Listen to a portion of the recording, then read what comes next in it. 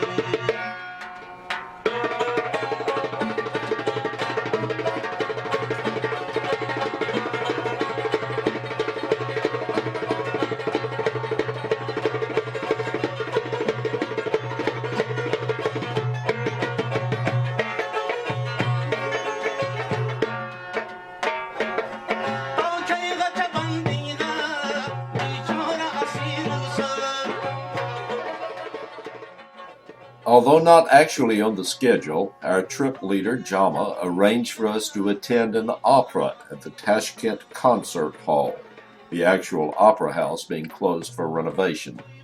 It was an Uzbeki comic opera named Mysara's Escapades. In general, I love opera, and this was definitely an interesting experience. But even with a synopsis in the program, I don't think any of us had a clue what was going on stage. It was free for us, though, so I could deal with that.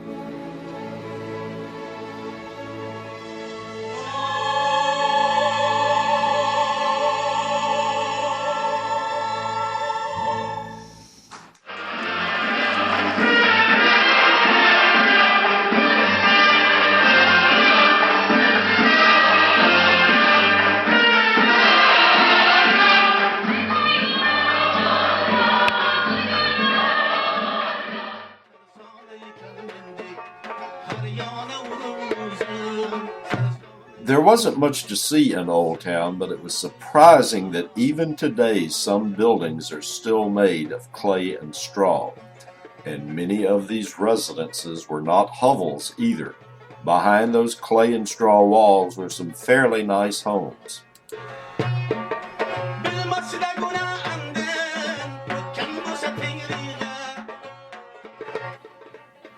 This is one of the most important sites in Tashkent, a mausoleum rebuilt in the 16th century to contain the remains of the 10th century Muslim holy man Abu Bakr Kafal ash-Shashi.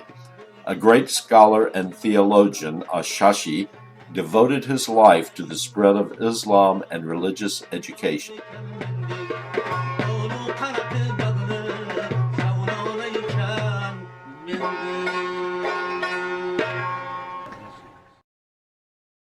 The nearby Tilya Sheikh Mosque complex consists of the 19th century Tilya Sheikh Mosque, a museum, and two madrasas.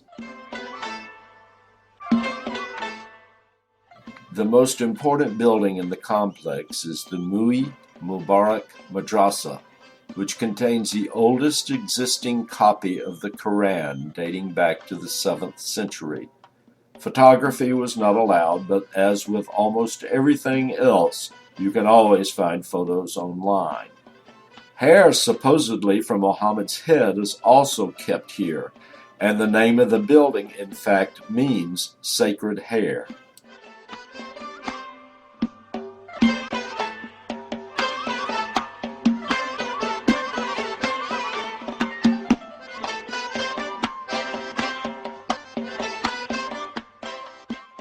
Hazrat Imam Mosque was constructed in just 4 months in 2007 on the instruction of the Uzbek president. This is the official religious center of the entire republic. Fronted by two 50-meter-tall minarets, the mosque is Tashkent's largest place of worship.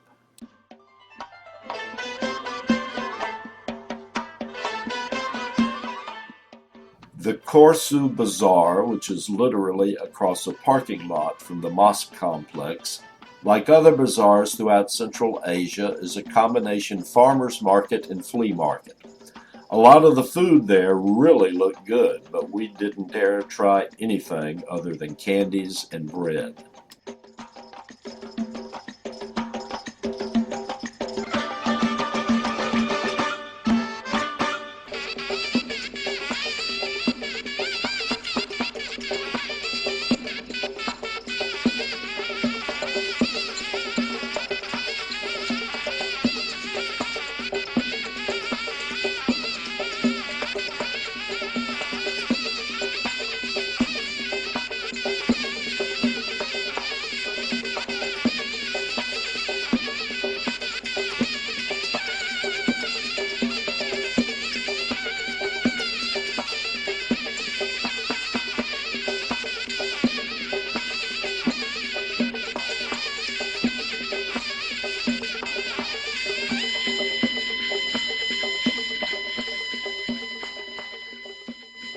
After lunch, we took a short ride on the Tashkent subway.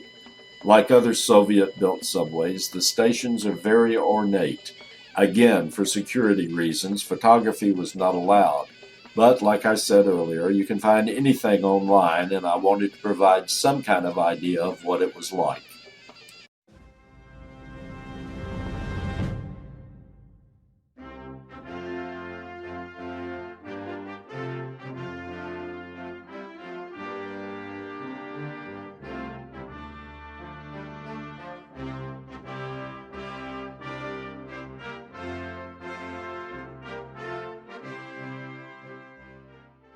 The Monument of Independence was erected in 1991 and replaced a statue of Lenin, which was previously at that spot.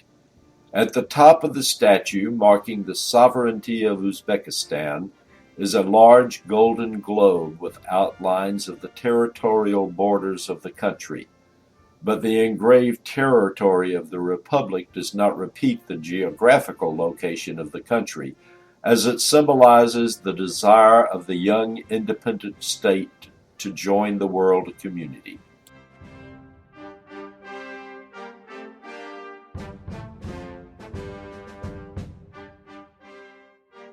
This is a memorial at the Square of Memory dedicated to those Uzbekis who did not return from World War II. Next to an eternal flame is the figure of the grieving mother who waited in vain for the return of her sons from the war fronts. The names of those who laid down their lives in the field of fight are written in gold letters into the memory book, which is also placed at the square. We don't think of people in places like Uzbekistan as having been affected by the war, but more than 300,000 Uzbeki soldiers perished in combat while serving in the Soviet army.